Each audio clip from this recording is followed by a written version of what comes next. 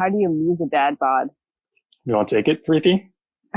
I think this is a male question, so It probably is, it but comes, we'd have the same answer. yeah. So how do you lose a dad bod? How do you, yeah, Lifting fix weights, your diet.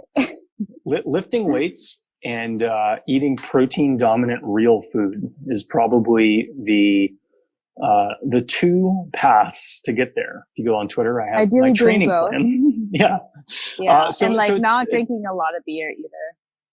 yeah.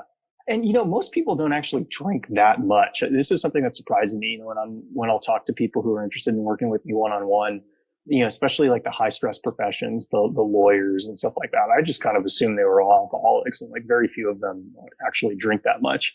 But a lot of dads do drink beer. I think a beer gut is different than a dad bod, because a beer gut's probably about 20 pounds more than a dad bod. So the dad bod's like an intermediate step. Yep. It's like what the frat boy becomes when he doesn't go to the gym more than 4 times a month and continues living frat boy lifestyle for the next 15 years and has a couple kids. It's like, so the guys, I think a dad bod's probably like 18% body fat or something like that. It's not obese, and it might not even be clinically overweight. It's just suboptimally attractive, by conventional standards. Yeah. I think like we've talked about like how to get healthy in previous things. So I highly recommend you check a lot of that out. But I mean, how do you lose a dad bod?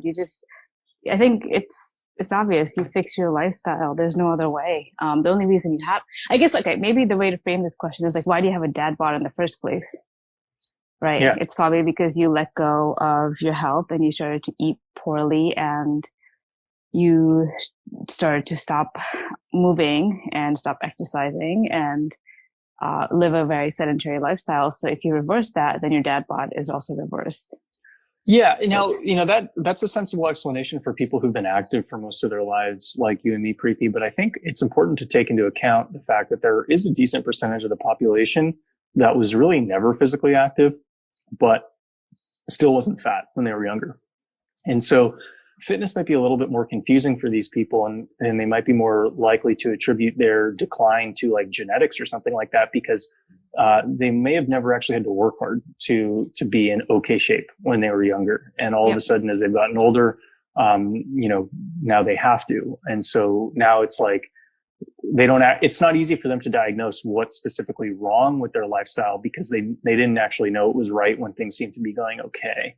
And so, one way to try to understand how your lifestyle is different from when you could eat whatever you wanted without getting fat